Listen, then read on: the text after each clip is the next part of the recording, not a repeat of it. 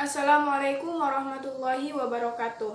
Alhamdulillahirrabbilalamin. Wabihi nasta'in wa ala umuri dunia waddin. Wassalatu wassalamu ala ashrafil anbiya wal mursalin Sayyidina wa maulana Muhammadi wa ala alihi wa sahbihi ajma'in, amma ba'du. Sebelumnya saya ucapkan terima kasih yang sebesar-besarnya kepada Ibu Novi Diana Badru Tamami SPMP selaku dosen pembimbing PKL saya, dan juga kepada Ibu Dr. Mardia Hayati SPMP selaku dosen penguji yang telah meluangkan waktu dan tenaganya untuk ujian PKL pada pagi hari ini. Pada hari ini, tepatnya Sabtu 1 Mei 2021, saya, Drotus Saadah dengan NIM 1803211000095 akan memaparkan hasil dari kegiatan praktik kerja lapang dengan judul Laporan Praktik Kerja Lapang di Balai Desa Ujung Piring, Kecamatan Bangkalan, Kabupaten Bangkalan. Pokok bahasan yang akan dibahas yaitu 1. Latar belakang, 2. Rumusan masalah, 3. Tujuan, 4. Manfaat, 5. Tinjauan pustaka, 6. Metode pelaksanaan, yang ketujuh hasil dan pembahasan, dan yang terakhir kesimpulan.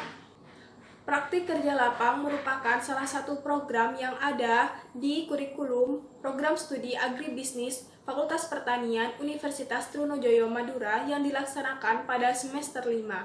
Dengan adanya program PKL ini dapat membantu menambah pengetahuan serta pengalaman bagi mahasiswa, sehingga nantinya dapat digunakan untuk pengembangan potensi yang dimiliki oleh mahasiswa. Pada masa pandemi COVID-19 seperti sekarang ini, maka kegiatan PKL dilaksanakan secara mandiri di desa atau BUMDes yang dekat dengan tempat tinggal mahasiswa.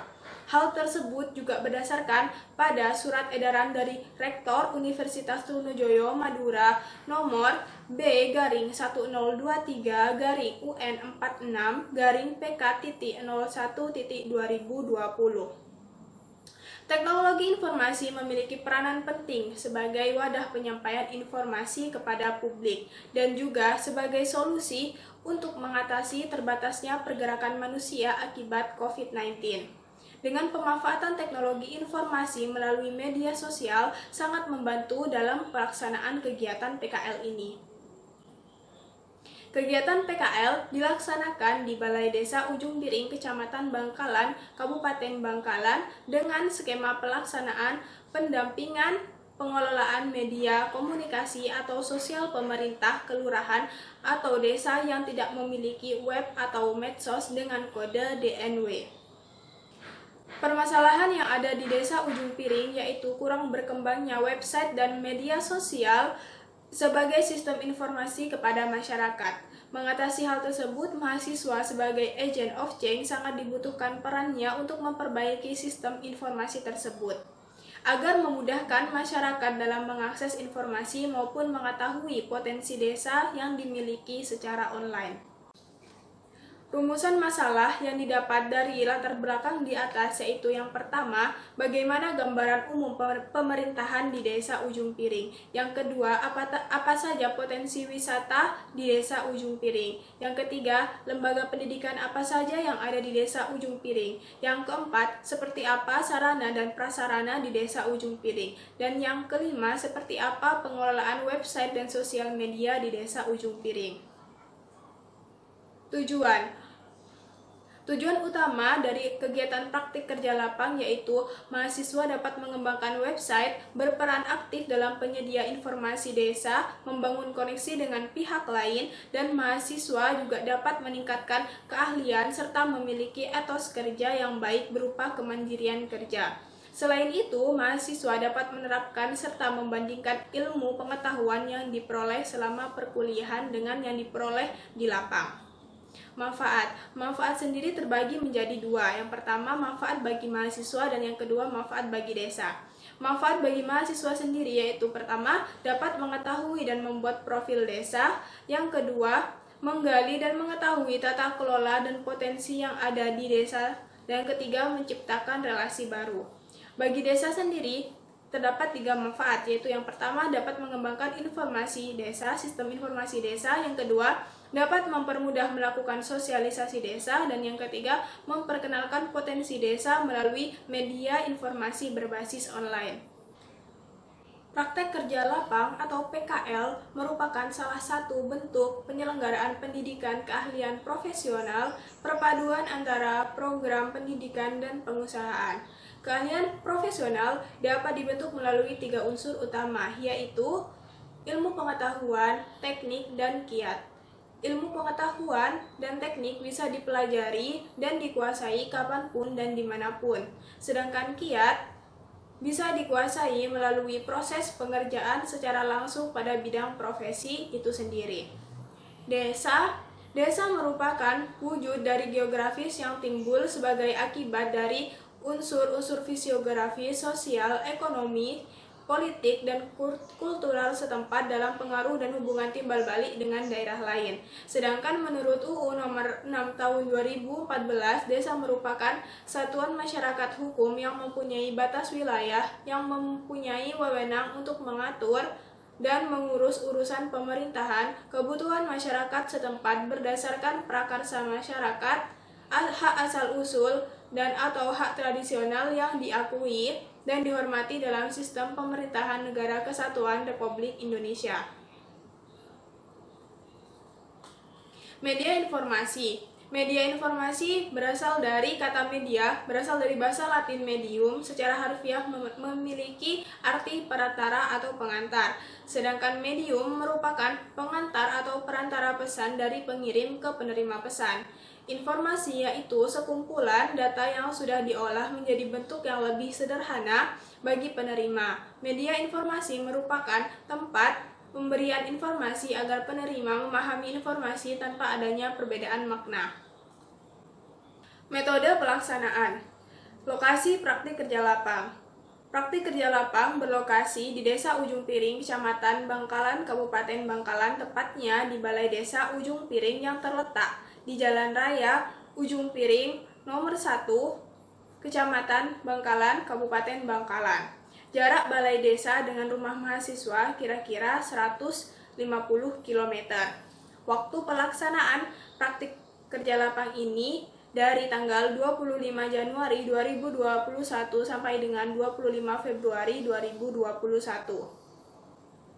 Untuk skema pelaksanaan praktik kerja lapang yaitu diskusi, kemudian pengumpulan data dan informasi, kemudian pembuatan artikel dan konten, penguploadan ke internet dan media sosial, bimbingan dan revisi, laporan akhir PKL.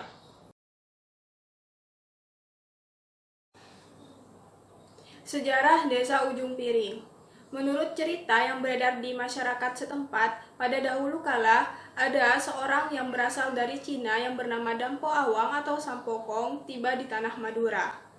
Dampo Awang menculik gadis-gadis Madura untuk dijadikan tumbal agar kesaktiannya meningkat.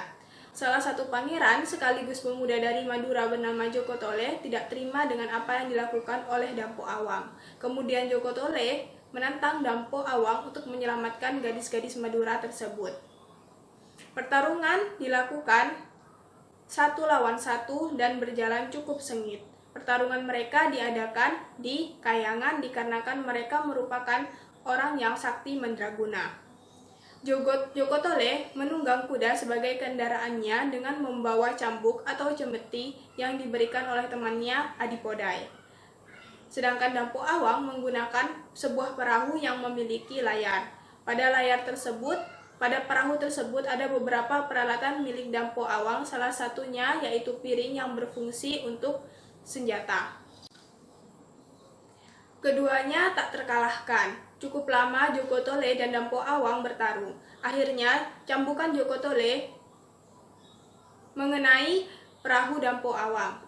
Dampo Awang pun jatuh dan tenggelam ke dasar laut. Piring yang merupakan senjata dari Dampo Awang tersebut jatuh di atas tanah yang luas. Tanah luas itu kemudian dijadikan pemukiman atau perkampungan, dan setelah itu pemukiman tersebut diberi nama Ujung Piring. Terdapat 4 dusun di Desa Ujung Piring, yaitu Dusun Langkundi, Dusun Kilipari, Dusun Ujung Piring Timur, dan Dusun Ujung Piring Barat. Struktur organisasi pemerintahan Desa Ujung Piring, Kecamatan Bangkalan, Kabupaten Bangkalan. Kepala Desa Ujung Piring yaitu Moh Usman SE, kemudian Sekretaris Desanya Muhammad Soleh, Kaur Umum dan Perencanaan Herman Fatahillah, Kaur Keuangan Ika Rodotul Jannah, Kasih Pelayanan Muhammad Nur, Kasih Pemerintahan Muhammad Hoiri, Kadus Langkundi Abdul Qadir, Kadus Kilipari Sobirin, Kadus Ujung Piring Timur Moh Imron, dan Kadus Ujung Piring Barat Zainuddin Amirullah. Visi dari Desa Ujung Piring sendiri yaitu mengemban amanah, berjuang untuk rakyat menuju kebersamaan, membangun masyarakat desa yang maju dan makmur, serta berakhlakul karimah. Ujung Piring terbagi menjadi 5, yaitu di bidang pemerintahan, di bidang kemasyarakatan, bidang budaya, bidang pembangunan, dan bidang agama. Yang selanjutnya yaitu gambaran umum sosial budaya di Desa Ujung Piring. Untuk demografinya sendiri, jumlah laki-laki yang ada di Desa Ujung Piring yaitu 868 jiwa, dan sedangkan jumlah perempuannya berjumlah 839 jiwa. Jadi, total masyarakat di Desa Ujung Piring yaitu 1.707 jiwa. Untuk pertumbuhan angkatan kerja sendiri bisa dilihat pada tabel bahwasannya di tahun 2019 laki-laki mengalami penurunan pertumbuhan angka kerja pada tahun 2020, kemudian mengalami peningkatan pertumbuhan angkatan kerja pada tahun 2021. Kemudian untuk pendidikannya sendiri terdapat 135 jiwa masyarakat di Desa Ujung Piring yang tidak tamat SD, kemudian ada 311 jiwa yang tamat SD, ada 11 jiwa yang tidak tamat SLTP, dan 57 jiwa yang tamat SLTP, dan terdapat 67 jiwa tamat akademik atau perguruan tinggi. Gambaran umum ekonomi, potensi sumber perekonomian masyarakat Desa Ujung Piring. Mayoritas masyarakat Desa Ujung Piring berprofesi di bidang pertanian dengan komoditas yang dibudidayakan yaitu komoditas tanaman pangan, komoditas buah-buahan, komoditas perikanan, dan komoditas peternakan. Untuk komoditas tanaman pangan sendiri, masyarakat Ujung Piring membudidayakan tanaman padi, jagung, ubi kayu, dan kacang-kacangan. Untuk buah-buahan yaitu mangga, untuk perikanan tambak, kemudian untuk peternakan sapi, kambing, ayam, dan bebek. Potensi wisata di Desa Ujung Piring. Terdapat 3 jenis potensi wisata yang ada di Desa Ujung Piring, yaitu wisata religi, wisata alam, dan wisata kuliner. Nah, untuk yang pertama ada wisata religi Raden Jakandar atau Sayyid Maghribi, atau juga dikenal dengan sebutan Sunan Bangkalan. Menurut juru kunci dari makam yaitu Bapak Solihin, tidak ada yang tahu kapan pastinya makam tersebut ditemukan. Menurut cerita yang beredar di masyarakat, awal mula makam tersebut ditemukan oleh seorang kakek buta yang bisa melihat melalui mata batin. Diberi julukan Maghribi dikarenakan makam tersebut mengeluarkan cahaya setiap menjelang maghrib. Yang kedua, ada wisata religi Qola Al-Asror. Wisata religi Qola Al-Asror ini terletak di Dusun Langkundi, Desa Ujung Piring, Kecamatan Bangkalan, Kabupaten Bangkalan, Madura. Konon halnya, sumber air yang ada di Qola Al-Asror ini dipercaya oleh masyarakat sekitar bisa menyembuhkan berbagai macam penyakit dengan cara meminum maupun mandi. Nama Al-Asror sendiri berasal dari nama Kiai Asror yang membangun Qola. Qola sendiri merupakan bahasa Madura yang artinya kolam. Sumber air di Qola Al-Asror bukan sekedar air biasa, namun terdapat keunikan tersendiri. Meskipun lokasinya berdekatan dengan pesisir pantai, air di Qola Al-Asror memiliki rasa tawar dan tidak asin, sehingga bila diminum bisa menyegarkan tubuh. Uniknya, sampai saat ini air di sana tidak pernah kering meskipun pada musim kemarau. Yang selanjutnya yaitu wisata alam Batu Layar. Nah, disebut wisata alam Batu Layar sendiri dikarenakan menurut cerita yang berada di masyarakat bahwasannya layar tersebut merupakan layar dari perahu milik Dampo Awang yang sebelumnya bertarung dengan Joko Tole dan terjatuh di laut. Dulu pada saat waktu tertentu batu tersebut mengeluarkan bunyi selayaknya perahu yang sedang berlayar di tengah laut. Hal tersebut sebenarnya dikarenakan adanya lubang pada batu layar yang tertiup oleh angin sehingga mengeluarkan suara seperti layar perahu. Namun sekarang sudah tidak mengeluarkan bunyi lagi karena lubang yang menimbulkan bunyi sudah tergerus dan hancur karena ombak. Kemudian ada wisata alam Pantai Gilipari. Nah, Pantai Gilipari ini terletak di Dusun Gilipari, Desa Ujung Piring, Bangkalan. Lokasinya juga tidak terlalu jauh dari Batu Layar. Bisa dibilang wisata Batu Layar ini berada di Pantai Gilipari. Pantai Gilipari ini juga sangat cocok buat kalian yang menginginkan sunset atau sunrise. Kemudian ada wisata alam hutan mangrove atau hutan bakau. Nah, wisata ini tergolong masih baru dan yang terletak di Dusun Langkundi. Kemudian ada wisata alam Gua Bintang. Wisata alam Gua Bintang tersendiri terletak di Dusun Ujung Piring Barat, Desa Ujung Piring. Nah, Gua Bintang ini diberi nama Gua Bintang dikarenakan dinding gua apabila diberi cahaya akan berkelap-kelip seperti bintang. Dalam tahun 1989, wisata Gua Bintang pernah ramai dikunjungi wisatawan dalam daerah maupun luar daerah dan banyak orang yang berjualan di sekitar tempat tersebut. Sekitar tahun 2000-an, Gua Bintang sepi pengunjung dikarenakan tidak adanya perawatan sehingga banyak ditubuhi semak belukar. Namun sekarang mulai ada perbaikan. Yang selanjutnya yaitu wisata kuliner lesehan Teklanceng. Nah, salah satu kedai seafood yang ada di Jalan Raya Ujung Piring ini merupakan lesehan Teklanceng. Nah, lesehan Teklanceng ini berada di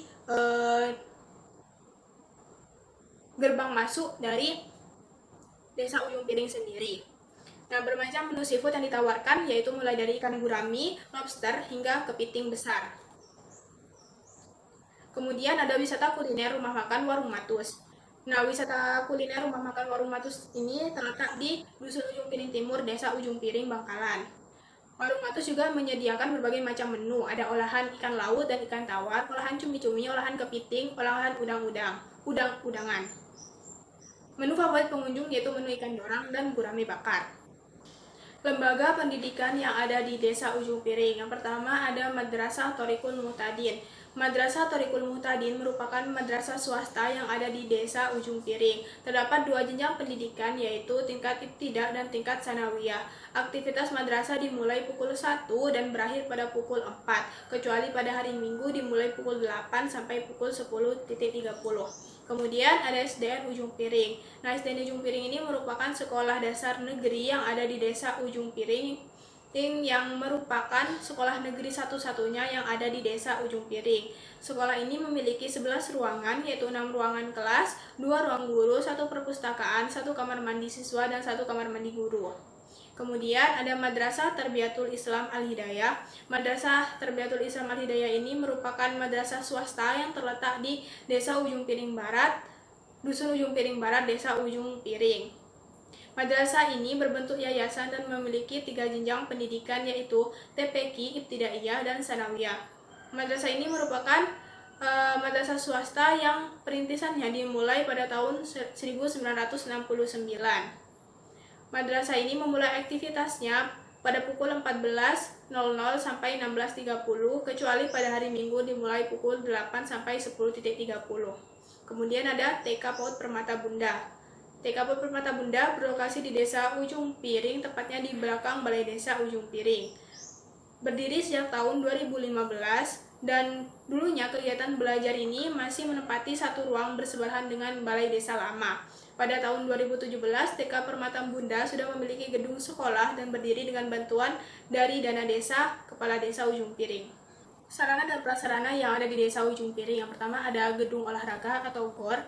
Gedung olahraga serbaguna Desa Ujung Piring ini diresmikan pada tanggal 12 Januari 2020 oleh Kepala Desa Ujung Piring beserta seluruh masyarakat Desa Ujung Piring dan juga dihadiri langsung oleh Ketua DPRD Kabupaten Bangkalan yaitu Bapak Muhammad Fahad. Kemudian ada Pasar Tengbiki. Nah, Pasar Tengbiki ini terletak di Desa Ujung Piring dan sudah ada sejak lama sebelum kemerdekaan. Kemudian ada Puskesmas Desa. Gedung baru Puskesmas Desa Ujung Piring terletak di samping depan kantor Balai Desa Ujung Piring. Gedung Puskesmas ini baru saja diresmikan pada awal tahun 2020. Kemudian ada Ambulan Desa. Desa Ujung Piring merupakan satu-satunya desa yang memiliki ambulan desa yang dibeli oleh Kepala Desa Ujung Piring pada tahun 2018 dari salah satu warga desa. Kemudian ada Kampung Kuliner. Kampung Kuliner Desa Ujung Piring diresmikan pada 22 Juni tahun 2020. Latar belakangnya untuk meningkatkan perekonomian di Desa Ujung Piring. Kemudian ada Masjid Jami Darussalam. Nah, Masjid Jami Darussalam ini terletak di Dusun Ujung Piring Barat, Desa Ujung Piring. masjid ini selain digunakan untuk sholat, juga digunakan untuk kegiatan belajar mengaji anak-anak desa. Kegiatan masyarakat, terdapat beberapa kegiatan masyarakat di Desa Ujung Piring, yaitu satu kegiatan yasinan. Kegiatan yasinan ini dilakukan setiap malam Jumat bergilir setiap anggota jamaah. Terdapat 4 kelompok yasinan, yaitu kelompoknya per dusun. Ada kelompok yasinan Ujung Piring Timur, kelompok yasinan Ujung Piring Barat, kelompok yasinan dusun Keliparen, dan kelompok yasinan dusun Langkundi. Kemudian ada kegiatan posyandu. Posyandu sendiri merupakan bentuk UKBM atau usaha kesehatan bersumber daya masyarakat yang dikelola dan diselenggarakan oleh dan untuk bersama masyarakat guna pemberdayaan masyarakat serta memberikan kemudahan kepada masyarakat untuk mendapatkan pelayanan kesehatan dasar. Kemudian ada kegiatan senam sore. Kegiatan senam sore ini dilaksanakan setiap hari Minggu pukul 15.30 sampai 16.30 di gedung olahraga desa. Kegiatan senam ini diikuti oleh mayoritas ibu-ibu desa yang berumur 30 sampai 50 tahun. Yang selanjutnya yaitu pengelolaan website dan sosial media di Desa Ujung Piring. Nah, seluruh website dan sosial media di Desa Ujung Piring sendiri dibuat pada tanggal 27 Januari 2021. Yang pertama ada blog. Blog Desa Ujung Piring sendiri alamatnya yaitu ujungpiringbangkalan.blogspot.com. Blog mulai aktif melakukan upload artikel mulai awal Februari. Pengelolaan blog Desa Ujung Piring berupa pergantian tema serta postingan beberapa artikel. Kemudian ada Facebook. Nah, Facebook Desa Ujung Piring sendiri akunnya bernama @ujungpiring. Saat ini jumlah teman di Facebook Ujung Piring sebanyak 112 dan mayoritas merupakan masyarakat desa yang menggunakan media sosial Facebook. Pengelolaan akun Facebook sendiri berupa postingan dalam bentuk gambar yang disertai dengan caption dan dibuat semenarik mungkin. Kemudian ada Instagram. Instagram Desa Ujung Piring sendiri dengan nama akun @ujungpiringofficial. Akun Instagram mulai aktif melakukan postingan sejak awal bulan Februari. Pengelolaan akun Instagram berupa postingan feed disertai dengan caption yang dibuat semenarik mungkin. Kemudian pembuatan feed ini menggunakan aplikasi CorelDRAW X7 dan aplikasi Ninesuker. Kemudian ada YouTube. YouTube Desa Ujung Piring sendiri bernama @ujungpiring. Terdapat 5 konten terdapat 5 konten video pada akun YouTube Desa. Pembuatan video untuk postingan di YouTube menggunakan kamera HP Samsung J5 Pro dan aplikasi pengeditan video Corel Video X7. Simpulan, pengelolaan sosial media di Desa Ujung Piring meliputi pengelolaan web, Instagram, Facebook, dan YouTube. Semua sosial media tersebut dibuat pada tanggal 27 Januari 2021. Sebelumnya, Desa Ujung Piring tidak memiliki akun sosial media apapun. Desa Ujung Piring memiliki banyak potensi wisata, di antaranya wisata religi, wisata alam, dan juga wisata kuliner. Terdapat jenjang pendidikan di Desa Ujung Piring yaitu mulai dari tingkat PAUD, TK, madrasah, sekolah dasar negeri, maupun madrasah sanawiyah. Sarana dan prasarana yang ada di Desa Ujung Piring yaitu gedung olahraga atau GOR, pasar, puskesmas, ambulan desa, kampung kuliner, dan masjid desa. Kegiatan masyarakat di Desa Ujung Piring diantaranya yaitu kegiatan rutin yasinan, kegiatan posyandu, dan juga kegiatan senam sore.